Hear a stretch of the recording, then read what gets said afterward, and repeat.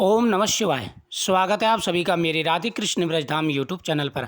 आज मैं आपको शिव चतुर्दशी की कथा सुना रहा हूँ।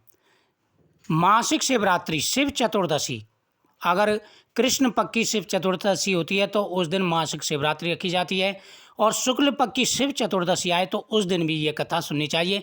उस दिन भी शिवरात्रि का पर्व होता है, लेकिन शिव चतुर्दशी का जो दिन होता है वो मासिक शिवरात्रि का ही होता है। कृष्ण पक्ष को शिवरात्रि मनाई जाती है, शुक्ल पक्ष को शिव चतुर्दशी का व्रत रखा जाता है। आज मैं आपको ऐसी सुंदर कथा सुना रहा हूँ। इस कथा का श्रवण करने से आपकी मनोकामना पूरी होगी। मासिक शिवरात्रि व्रत की पौराणिक कथा के अनुसार चित्रभानु नामक एक शिकारी था। वह जानवरों की हत्या करके अपने परिवार का भरण पोषण करता था।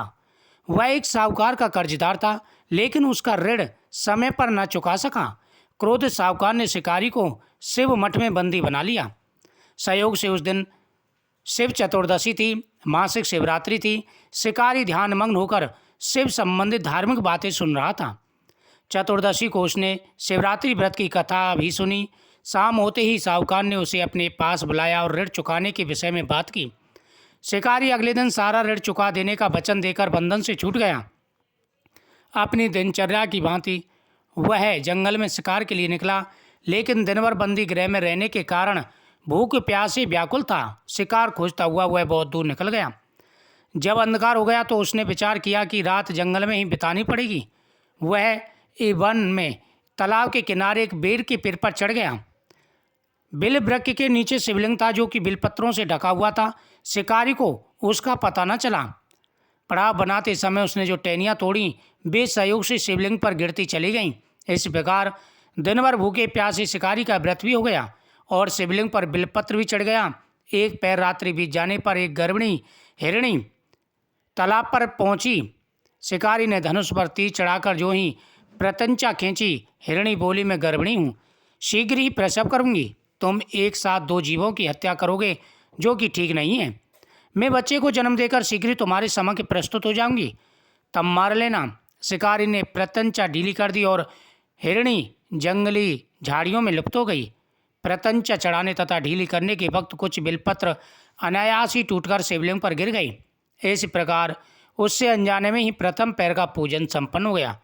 कुछ ही देर बाद एक और हिरणी उधर से निकली। शिकारी की प्रसन्नता का ठिकाना न रहा। समीप आने पर उसने धनुष पर बाण चढ़ाया।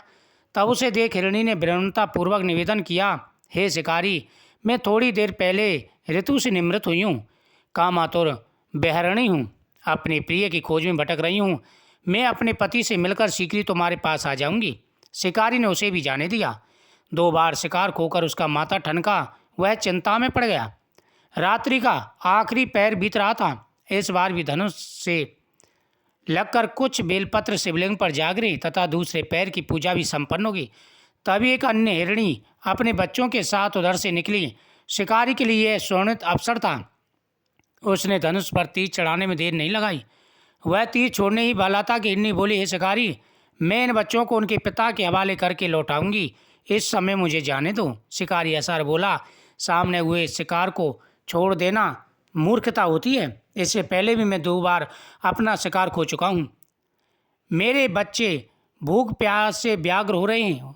तब उत्तर में हिरणी ने कहा, जैसे तुम्हें अपने बच्चों की ममता सता रही है, ठीक वैसे ही मुझे भी। हे शिकारी, मेरा विश्वास करो, मैं इन्हें इनके पिता के पास छोड़कर तुरंत लौट कर आती हूँ। हिरणी का दुख भरा स्वर सुनकर शिकारी ने उसे जाने दिया। शिकार के अभाव में तथा भूख और प्यास से व्याकुल शिकारी अनजाने में ही बेल वृक्ष पर बैठा बेलपत्र तोड़ तोड़ कर नीचे फेंकता जा रहा था। पौ फटने को ही तो एक हष्टपुष्ट मृग उसी रास्ते पर आया।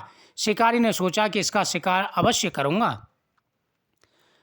शिकारी की तनी प्रचन्नता देखकर मृग विनीत स्वर से बोला, हे शिकारी, यदि तुमने मुझसे पूर्व मेरी 3 पत्नियों को छोड़ दिया है तो मुझे भी छोड़ देना।